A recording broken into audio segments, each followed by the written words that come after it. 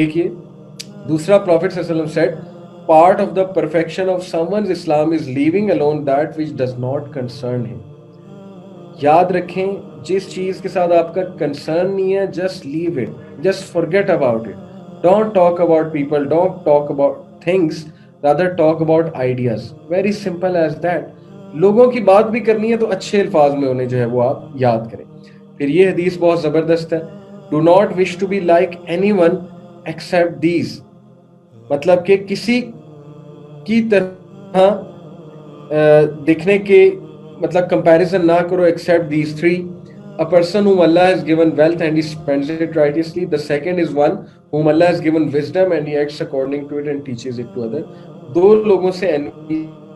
मैं बस आखिरी दो बातें कर रहा था कि याद रखें कि हम सब का अल्टीमेट पर्पस जो है ना, दैट इज जन्नत, that is paradise, no matter what others से.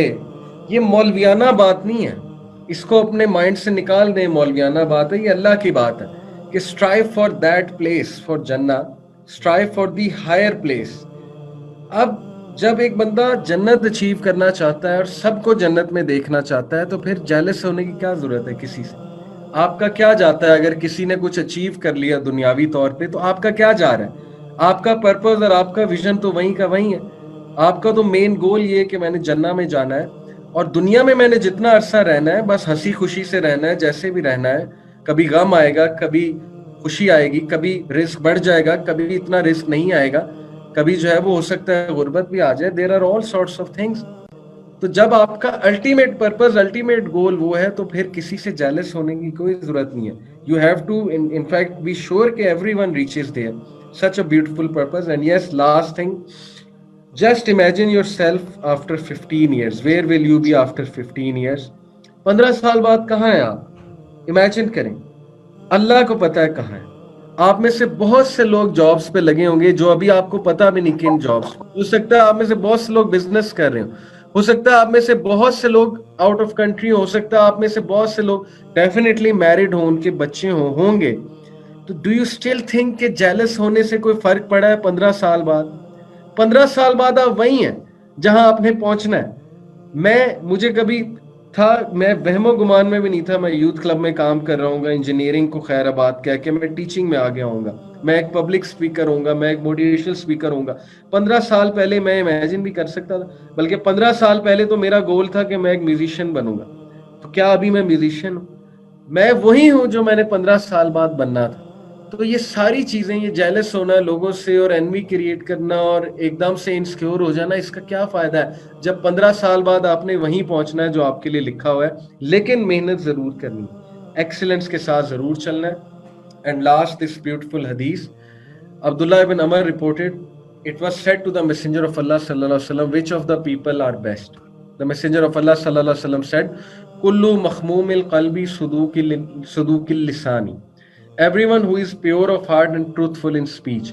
They said, truthful in speech we know, but what is a pure heart, Ya Rasulullah? The Prophet ﷺ said, huwa taqiyyun naqiyyu la isma fihi wala baghya wala ghilla wala hasada. It is a heart that fears Allah and is clean. There is no sin in it, and neither aggression, malice nor envy. That doesn't mean कि ये sin कभी नहीं करेगा. Human being से sin होता है. There is no sin it से मुराद है कि spiritual disease से ये पाक होता है दिल. Okay? Because it is always fearing Allah. ये अल्लाह से डरने वाला दिल है. इसको पता है कि अल्लाह ताला ने मुझे क्या हुक्म दिया है कि लोगों से जेलसी नहीं क्रिएट करनी है. Whatever is written for me will reach me. Okay? So इसके दिल में ना एग्रेशन है, ना मैलिस है, ना एनवी है, ना किसी खिलाफ साजिश है, ना किसी के खिलाफ नफरत है. This is your purpose, achieve it, make it your goal. और ये गोल आप तभी अचीव करेंगे खुदा की कसम जब आप उस ट्रैक पे चलेंगे, उस गाइडलाइन पे चलेंगे जो प्रॉफिट ने बताई है. और वो गाइडलाइन नमाज है.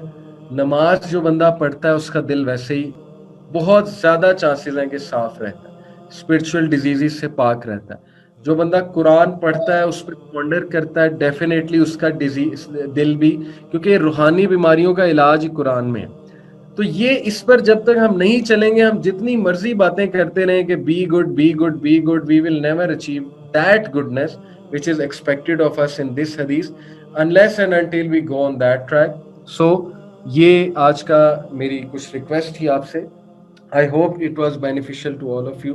Jazakallah khair for listening. Now, if you believe there should be questions, so we can take some questions. My time is over. 50 minutes تھے میرے پاس. Thank you very much for listening. Assalamu alaikum.